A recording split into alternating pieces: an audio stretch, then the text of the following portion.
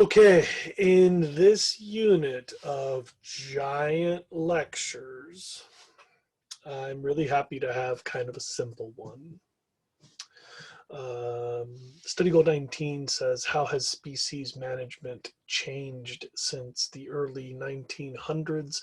And your book had some background, but I want to give you a little bit of terminology and one really famous example. Back in the day, we'd used to do what was called single species management. So sometimes because we wanted more um,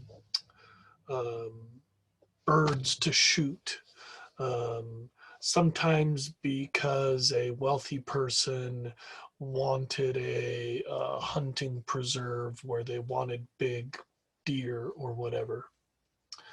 um, the early vision of conserving biodiversity was to put a bunch of animals together and hope that they would make babies, and then you would make more of those animals, and so you could release all the pheasants to go shoot them, or you could let the deer population rise so there would be more trophy stags or whatever. Single species management. And as an example, we did this with the California condor. We saw that the condor were going extinct. Condor were going extinct because they would get electrocuted by power lines at high elevation, and they were running out of habitat because the urban landscape was getting developed here where we live. And they would get poisoned by eating animals that were shot by hunters and left to die with lead in them. So condors were dying of lead poisoning, power poles declining habitat, and lead poisoning. So perfect example of single species management. We caught all the condors. We took them all to San Diego. We figured out how to make them loosen up, and we figured out how to get them to raise their babies and stuff, and hooray, we had like 150 babies, and it took billions of dollars and more than 10 years. And finally we're like, okay, well, I guess we did it right. We made enough condors, we'll take them all outside and we let them go. And even if you could get them to behave like wild condors, they would still die of the exact same problems because the ecosystem hadn't changed. It was a deadly ecosystem for condors before. So when you release 150 fresh babies, you just have them all die of lead poisoning, high voltage power lines in their very fragmented last little bits of habitat after urban development. The same problems that caused their extinction were still there. Classic example of how single species management doesn't work. And it shows you why captive breeding programs are not really the main issue anymore. Nowadays, we do what's called ecosystem management.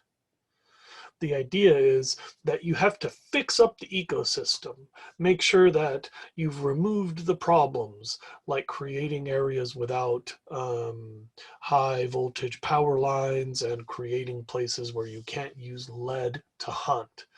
And then you make sure that there's enough food for your population to survive on.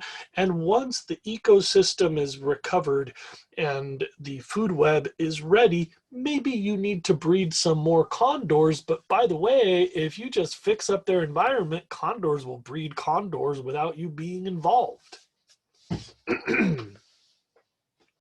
We call this ecosystem management, and that's our current approach. Not managing single species, not really trying to breed more, just trying to fix the system, solve the problems that caused the extinction in the first place.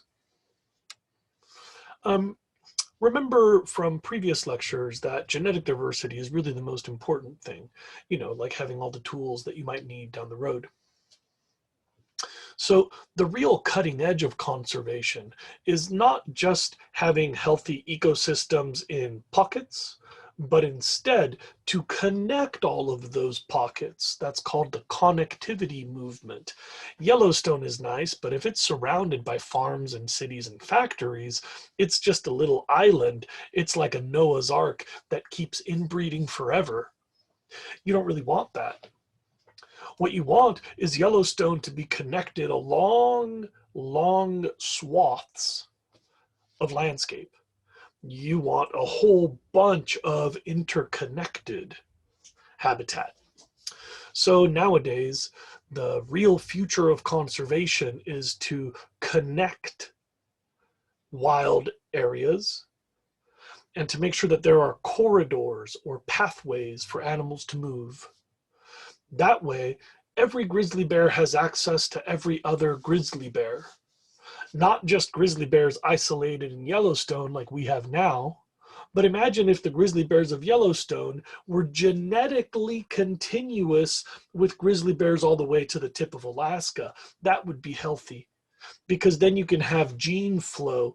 Remember, when conditions change, like, climate changes, some of the genes in the grizzly pool population, in the grizzly bear population, they might be valuable throughout that chain. So having continuity of habitat gives you genetic continuity, and now that species can use all the tools available along its range.